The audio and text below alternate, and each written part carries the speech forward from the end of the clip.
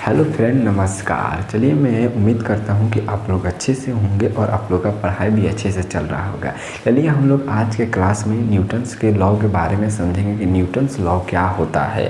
पहले यहाँ से क्वेश्चंस एराइज होता है कि न्यूटन्स लॉ क्या होता है। तो न्यूटन साहब ने वस्तु पर लगने वाले बल और उसके गति के बारे में मतलब संबंध बताए थे। और न्यूटन साहब ने अपने नियम कितना दिए थे? तो नियम 3 नियम दिए थे। पहला नियम क्या कहता है? जब कोई वस्तु गति में है तो उसको गति में ही रहने देंगे, या जब कोई वस्तु विराम अवस्था में तो उसको विराम स्थिति में है तो स्थिति में ही रहने देंगे, उस पर कोई बाहरी बल ना लगे। जैसे में फॉर एग्जांपल ले लीजिए, अपने घर में ले लीजिए, फैन होता है तो फैन जब स्विच को ऑन करते हैं तो फैन चलने लगता है। तो किस मौसम में आता है? तो गति में आ जाता है।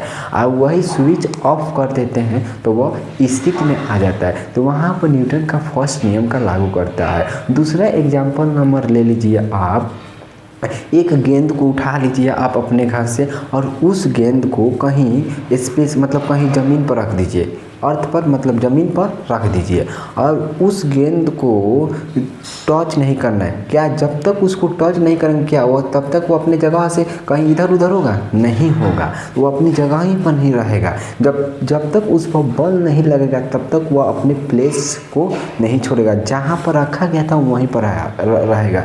चलती हुई साइकिल को जब तक ब्रेक नहीं लगा, तीसरा एग्जाम्पल नंबर समझिए, जब कोई साइकिल चल रहा है और उसको जब तक हम ब्रेक नहीं लगाएंगे तब तक वो तो चलेगी, और ब्रेक लगा देंगे तो रुक जाएगी। तो यह भी न्यूटन का फर्स्ट नियम पर कार्य करता है। अब न्यूटन का दूसरा नियम क्या कहता है? किसी भी वस्तु पर लगाया गया बल। अब क्या आप बताइए, हम मार्कर उठाए तो इसमें बल लगाए कि नहीं? किसी भी वस्तु पर लगाया गया बल उसके द्रव्यमान और त्वरण के गुणनफल के बराबर होता है। द्रव्यमान क्या होता है? तो उसका मास कितना है, वजन कितना होता है, वही द्रव्यमान होता है। तो दूसरा नियम क्या कहता है? न्यूटन साहब का दूसरा नियम, किसी भी वस्तु पर लगाया गया बल उसका द्रव्यमान और त्वरण के गुणनफल के बराबर होता है। इसका फार्मूला क्या होता है? F बराबर में m इंटू ए। F जहाँ होता है बल होता है, m जहाँ होता है मास होता है, और a क्या होता है? एक्सीलरेशन मतलब त्वरण होता है। इसका एग्जाम्पल सर जी क्या होगा? इसका भी एग्जाम्पल बहुत ईजी है। मान लीजिए एक आप हल्का ठेला ले लीजिए, और हल्का ठेला को एक ठेलिए और एक भारी ठेला को ठेलिए। बताइए किसमें सबसे ज़्यादा बल लगेगा? तो जो हल्का ठेला है वो जल्दी ही ठेला जाएगा, उसमें कम बल लगेगा, और जो भारी ठेला है उसमें ज़्यादा बल लगेगा, उसमें क्या होगा? तो ज़्यादा बल लगेगा।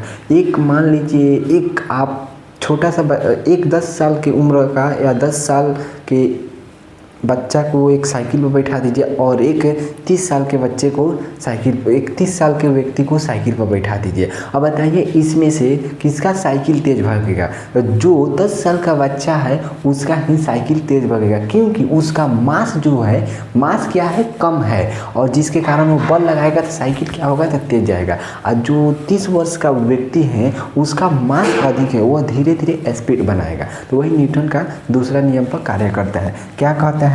खाली ठेला धक्का देने में आसान है, भारा हुआ ठेला धक्का देने पर मुश्किल है। अब तीसरा नियम क्या कहता है? प्रत्येक क्रिया के समान विपरीत प्रतिक्रिया होती है।